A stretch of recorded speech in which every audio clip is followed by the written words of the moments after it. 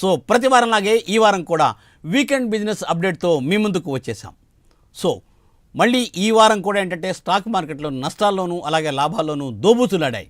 అలాగే ఏంటంటే stock market యుద్ధం ఎఫెక్ట్ ఇంకా ఉండనే ఉంది. సరే, అది అంతా ఎలా ఉంది, అసలు ఎలా ఉంది, స్టాక్ మార్కెట్ ఏ లెవెల్స్కి వెళ్ళింది, అలాగే ఏంటంటే ఎలాగా ముందుకు వెళ్ళాలి వచ్చే వారంలో, అసలు ఏంటి ఈ అనిశ్చిత పరిస్థితి, ఎన్నాళ్ళు ఇలా, మరి ట్రంప్ ఇలా మాట్లాడుతుంటే అటు ఇజ్రాయెల్ అట్లా మాట్లాడుతుంది. అసలు దీని పరిస్థితుల్లో మన స్టాక్ మార్కెట్లో ఎలాంటి మనం జాగ్రత్తలతో ముందుకు వెళ్ళాలి అనేది తెలుసుకోవడం కోసం, అలాగే ఏంటంటే ఈ వీకెండ్ బిజినెస్లో ఎలా ఉంది, అసలు ఈ వీకెండ్ అంతా బిజినెస్ అప్డేట్ ఎలా ఉంది తెలుసుకోవడం కోసం మనం ఈరోజు ఈ కార్యక్రమంలో పాల్గొనడానికి senior stock market analyst Shri Prabhu Manampati గారితో మాట్లాడదాం. ప్రభు గారు నమస్తే. నమస్తే అండి. Yes sir, welcome to the program Prabhu గారు. Thank you for calling. Yes sir, most welcome Prabhu గారు. సార్, యుద్ధం ఎప్పుడప్పుడు 2-3 వారాల పాటు మనం యుద్ధంతోనే మాట్లాడుకుంటున్నాం సార్. ఏంటి సార్ దీనికి ఇంకా ఎండింగ్ లేదా? ఏంటి ఈ అనిశ్చిత పరిస్థితి, ఆర్థిక పరిస్థితులు అతలాకుతలం అయిపోతున్నాయి, ఆయిల్ అవి లేకపోతే ఏంటి సార్ దీని పరిస్థితి ఏంటి సార్? పరాకాష్ఠకి చేరింది అనుకోవచ్చు ఒక రకంగా. Yes sir. అంటే లాస్ట్ కి వచ్చేసింది. ఇక అంటే ఈగోస్ ప్రాబ్లం ఇక్కడ. వారు ఎట్లా ఆపాలని ఇట్లా వాళ్ళు మేమెందుకు ఆగాలి, ఆయన చెప్పిన మాట మేమెందుకు వినాలి, ఆయన 15 పాయింట్ ప్లాన్ ఏంటి, మా 5 పాయింట్ ఇది యాక్సెప్ట్ చేయాలి అంటే ఎవరిది వాళ్ళకి ఉందన్నమాట. ఎంత చేసినా ఇరానే కొంచెం స్ట్రాంగ్ అనిపించింది. ఒక రకంగా చూస్తే 4000 కిలోమీటర్స్ వాళ్ళ మిసైల్ వచ్చి వాళ్ళని ఇది చేసినాయి అంటే ఒక రకంగా వాళ్ళ దగ్గర లేవు. 2000 కిలోమీటర్ల వరకే ఉన్నది. 4000 వరకు రావచ్చు అనేది ప్రపంచానికి తెలియదు. అది సో డెఫినెట్ గా అది నిజంగా ట్రంప్ కి ఒక రకంగా వెన్నుపూసలో న్యూక్లియర్ వాటి మీద వేసారంటే ఇంకంతే కదా. అంతే కదండి. ఇప్పుడు న్యూక్లియర్ వాటి మీద ఎక్కడైనా ఉన్నాయో అవి డిస్ట్రాయ్ చేసినా లేకపోతే వాళ్ళ ఎసెట్స్ మీద ఇది చేసిన ఇబ్బంది. సో ఎక్కడ కూడా తగ్గట్లేదు. ఇప్పుడు హౌతీస్ కూడా జాయిన్ అవుతున్నారని ఇప్పుడు మనకి స్ట్రైట్ ఆఫ్ హార్మోస్ క్లోజ్ చేశారు కదా. ఆయిల్ రావట్లేదు, ఫెర్టిలైజర్స్ రావట్లేదు, ప్లస్ మీకు గ్యాస్ ఎనర్జీ ప్రొడక్ట్స్ రావట్లేదు. అందరూ మనకి తెలిసిందే. కాకపోతే నిన్నటి నుంచి కొంచెం ఫ్రీ అయింది. పెట్రోల్ అంతా ఫ్రీ అయింది. నిన్నటి దాకా పెద్ద పెద్ద లైన్లు పెట్రోల్ బంక్ దగ్గర పెద్ద పాములాగా. సో ఇప్పుడు కొంచెం ఫ్రీ అయింది. ఓ రకంగా చూస్తే ఇప్పుడు కొంచెం ఎస్కలేషన్ అవుతుంది. హౌతీస్ కూడా అఫీషియల్ గా వార్ లో జాయిన్ అవుతున్నారు. వాళ్ళు ఏంటంటే బాబ్ ఆల్ మండప్ స్ట్రైట్ అంటే స్ట్రైట్ ఆఫ్ హార్మూజ్ ఎలాగో దాని దగ్గరలో ఇంకొక ఇది ఉంది, ఈ స్ట్రైట్ ఆఫ్ మ్యాండప్. ఇది కూడా క్లోజ్ చేస్తారని. ఇది క్లోజ్ చేస్తే 6 million barrels daily pass on అవుతాయి క్రూడ్ అక్కడి నుంచి. ఓ గాడ్. అది కూడా క్లోజ్ చేస్తే ఇంకొక 6 మిలియన్ బ్యారెల్స్ బ్లాక్ అయిపోతాయి. మరి ప్రపంచానికి ఇంకా క్రూడ్ కొంచెం ఎఫెక్ట్ వస్తుంది. ఇంకా అన్సర్టనిటీ అనేది క్లారిటీ లేదు. ఈగోస్ ఎక్కడ తగ్గట్లేదు. వాళ్ళు తగ్గట్లేదు, వీళ్ళు తగ్గట్లేదు. తగ్గేదే లే అంటే ఎవరికి వాళ్ళు ముందుకు వెళ్తూనే ఉన్నారు. అవునండి. మరి అనిశ్చితి అనేది ఇంకా కొనసాగే ఇదే కనపడుతుంది. ఎక్కడ క్రూడ్ ఏమో 112 దాకా వచ్చింది. దాదాపుగా 98, 99, 100 బిలోకి వచ్చి మళ్ళీ పెరిగింది. అవును. మనకి మెయిన్ ఇంకా క్రూడే. ఇంకా వారితో పెద్ద ఇది ఉండదు మనకి. ఎందుకంటే మనం ఎవరికి వాళ్ళకి సపోర్ట్ చేయట్లేదు, వీళ్ళకి సపోర్ట్ చేయట్లేదు, న్యూట్రల్ అంటున్నాం. ఓన్లీ ద కంట్రీ న్యూట్రల్ లో ఉందంటే దేశం అన్ని దేశాల్లో చూస్తే ఇండియానే. ఓకే. సో డెఫినెట్ గా అదొక పాజిటివ్ స్టాండ్ వచ్చింది అందరికి. సో ఎందుకంటే యుఎస్ నుంచి కూడా పెంటగాన్ నుంచి ఒక మెయిన్ డిసిషన్ మేకర్ ఆయన కూడా పాకిస్తాన్ వెళ్లాల్సింది డైరెక్ట్ గా ఇక్కడికి వచ్చి. ఎందుకంటే నెక్స్ట్ 10 years లో యుఎస్ ఎలా ఉండాలి, ఎవరితో మైత్రి చేయాలి, ఎవరితో మైత్రి చేయకూడదు, ఏ కంట్రీస్ ఎలా ఉన్నాయి, డీటెయిల్స్ అన్ని ప్రెసిడెంట్ కి ఇచ్చే సీట్ పొజిషన్ అది. ఆయన మన ఇండియాకి వచ్చారంటే నిజంగా హ్యాట్స్ ఆఫ్ అనుకోవచ్చు ఒక రకంగా. సో అంటే వాళ్ళు మనతో డీల్ చేసి ఇండియాని ఒక రకంగా వార్ ని సెట్ చేయమని, ఇద్దరికి అండర్స్టాండింగ్ తెమ్మని అనే ఉద్దేశం అనుకుంటా ఒక రకంగా. అందుకే వాళ్ళు కూడా ఇటు వచ్చారు. సో డెఫినెట్ గా నేను అన్నట్టు మనకు 5 days 10 days చేశాడు ఆయన ట్రంప్. అది ఎప్పుడుకండి? April 6th కి. అందుకే మనం 10th పెట్టుకున్నాం. 10th లోపల ఎట్టి పరిస్థితుల్లో దీనికి ఎండ్ కార్డు పడుద్దా అంటే 100% ఎండ్ కార్డు పడే అవకాశాలే కనపడుతున్నాయి. కాకపోతే ఈ లోపల క్రూడ్ ఎంత వరకు వెళ్తుంది అనేది దాని డైరెక్షన్ బట్టి మన మార్కెట్ రియాక్ట్ అయ్యే ఛాన్స్ ఉంటుంది. ఈ కమింగ్ వీక్ క్రూడ్ ఎటు ఉంది, డౌన్ ఉంది. అంటే క్రూడ్ న్యూట్రల్ ఉంటే మార్కెట్ కూడా న్యూట్రల్, ఇక్కడ నుంచి పడటం కానీ పెరగటం కానీ ఉండదు. క్రూడ్ కనుక పెరిగితే మార్కెట్ పడుద్ది, క్రూడ్ కనుక తగ్గితే మార్కెట్ పెరుగుద్ది. ఓకే, ఇదే direction. Crude will decide the direction of the market. Last week చూస్తే మీకు మండే 48 అవర్స్ అన్నారు కదా, దాని తర్వాత అది 602 పాయింట్స్ మండే తర్వాత నుంచి మళ్ళీ 5 days చేశారు. 5 days నుంచి సరే ఎక్స్టెండ్ అయింది కదా, నెక్స్ట్ మంగళవారం వచ్చేసరికి 400 పాయింట్లు పెరిగింది.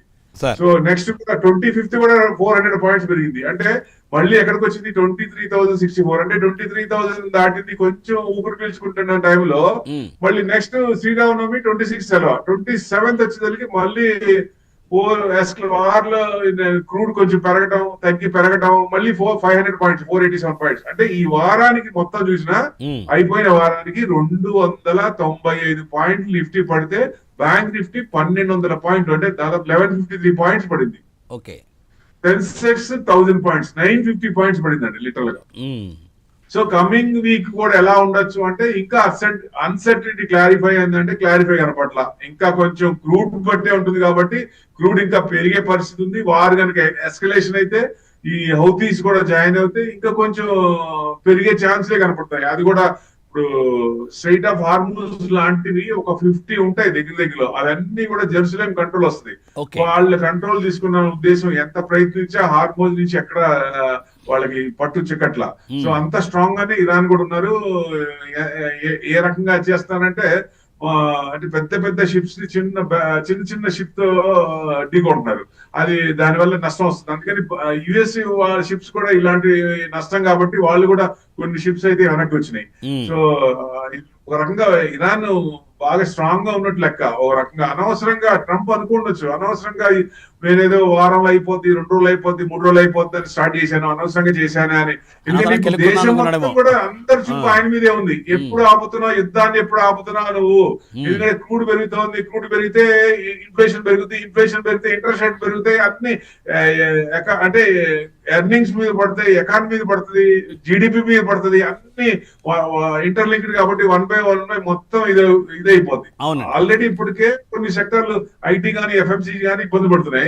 ఇంకా వీటి మీద వచ్చేదానికి ఇంకా కొంచెం మూలుగే నక్క మీద తాటికే అన్నట్టు ఇంకా పడుతూనే ఉందండి. అదే సార్, యాక్చువల్ ఏంటంటే ఇది ఇలా ఉంటేనంటే వాళ్ళు తక్కువ అంచనా వేసినట్టున్నారు. యాక్చువల్గా ఇజ్రాయెల్ వాళ్ళు, అమెరికా వాళ్ళు కూడా ఇరాన్ని తక్కువ అంచనా వేశారు చెప్పాలంటే ఆల్మోస్ట్, అంతే కదా సార్? అవునండి, దానివల్ల ఇబ్బంది అయింది.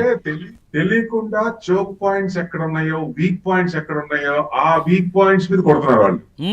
అవును అవును, అసలు అర్థం కావట్లా. అసలు 2000 kilometers లే మిసైల్ రాదనుకుంది, 4000 వచ్చేసింది. న్యూక్లియర్ ఏదైతే ఇజ్రాయెల్, యుఎస్, యూకే న్యూక్లియర్ అక్కడ ఉన్నాయో అక్కడ దాకా వచ్చిందంటేనే ఇంకా వాళ్ళకి భయం వేసింది. అక్కడి నుంచి మొదలు పెట్టారు ఇక మనం సంధి చేసుకోవాలి అనే ఉద్దేశంతో. ఎంత ప్రయత్నించినా, ఎంత శాంక్షన్స్ ఎత్తేసినా గానీ, ఎన్ని రకాలు చేసినా గానీ వాళ్ళు అసలు తగ్గేదే అంటున్నారు.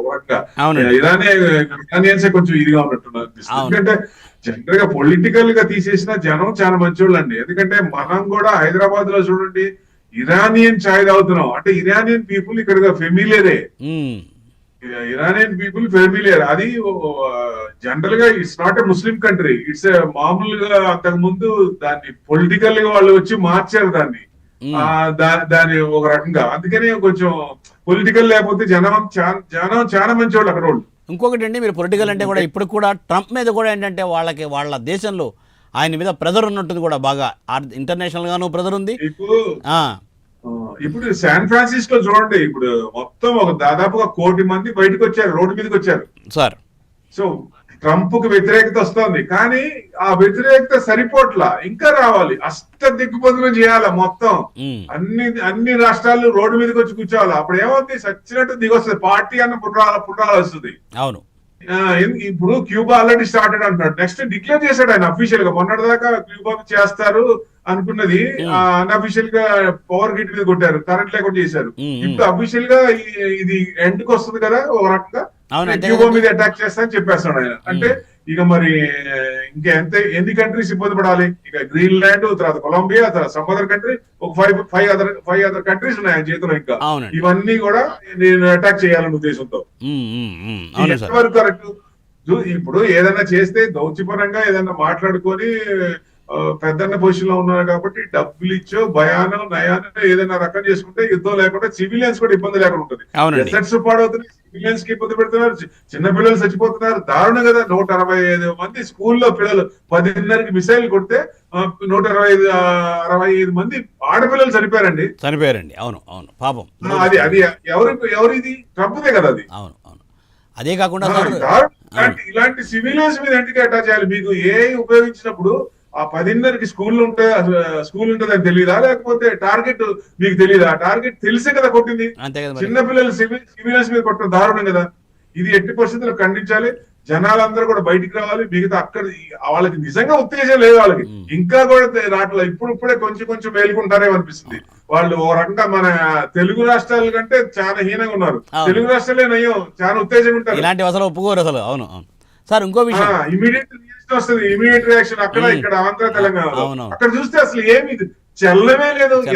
పే చేసినా కానీ చల్లం లేదు. ట్యాక్స్ కట్టాలి, టెరిఫ్లు ఎక్కువ వేశారు. వాళ్లే ప్రొడక్ట్లు ఎక్కువ చేసుకోవాలి, వాళ్లే ప్రొడక్ట్ ఎక్కువ పెట్టుకో 100 రూపాయలు 150 రూపాయలు పెట్టి కొనుక్కోవాలి. అన్ని రకాలుగా అన్ని చేసినా ఇంకా ఎంత ఇబ్బంది పెడుతున్నా కానీ అసలు చల్లం లేదు వాళ్ళకి. అవును సార్. అలాగే ఏంటంటే చూడండి, ఇజ్రాయెల్ వాళ్ళ దాడి చేస్తే కూడా అక్కడ ఏంటంటే అణు రియాక్టర్లో లక్కీగా ఏంటంటే ఇబ్బంది కలగలేదు. అణు రియాక్టర్లో ఇబ్బంది జరిగితే ఎంత ఇదండి, అణుశక్తి కాదు కానీ ఓపెన్ అయి ఉంటే నిజంగా అది ట్రీటీ ఉంటది కండి, వాడకూడదు. న్యూక్లియర్ అంత ఈజీగా అంత సామాన్యంగా వాడదు. ఎందుకంటే మీకు కిమ్ 2 days బ్యాక్ చెప్పాడు, డైరెక్ట్ మీటింగ్ లో లైవ్ లో చెప్పాడు. ఆయన ఏమని చెప్పాడు? మన దేశం మీద ఎందుకు వాళ్ళు అటాక్ చేసుకోవట్లేదో మీకు అందరికి తెలుసా అంటే జనాలు అడిగాడు. ఆయన అడిగితే మన దగ్గర న్యూక్లియర్ ఉంది కాబట్టి మనల్ని అటాక్ చేయట్లేదు, మన దగ్గర న్యూక్లియర్ లేకపోతే మనల్ని కూడా అటాక్ చేసేవాళ్ళని చెప్పాడు ఆయన. ఇది కరెక్ట్, ఇది 100% రైట్. అది ఓకే. న్యూక్లియర్ లేని దేశాల మీద అటాక్ చేస్తున్నాడు. ఆల్రెడీ ఉన్న న్యూక్లియర్ రెడీగా ఉన్న దేశాల మీద అటాక్ చేయలేకపోతున్నాడు. ఆయన చేయట్లేదు. వీక్ గా ఉన్న కంట్రీస్, స్ట్రాంగ్ గా లేనివి, సో న్యూక్లియర్ లేనివి ఇలాంటి వాటి మీద అటాక్ చేసి వెనుజులా కానీ ఇట్లాంటి వెనుజులా చిన్న కంట్రీ, మరి ఆయన అబ్డక్షన్ అంటే ఎంత దారుణది. అది దారుణం అది. అది ఇట్లాంటివి మరి ఎంత వరకు పోతాయి? మేబీ మిడ్ ఆఫ్ ఎలక్షన్స్ వరకు ఉంటాయా, లేకపోతే ఇంకా కంటిన్యూ అవుతాయా? ఆయన ఇంకా ఆపరా? ఆ జనాలు ఇంకా ఆపరా? వాళ్ళు ఇంకా మేల్కోరా? ఏమవుతుందో అదే అర్థం కావటం లేదు. ఏం చేసినా అంతే.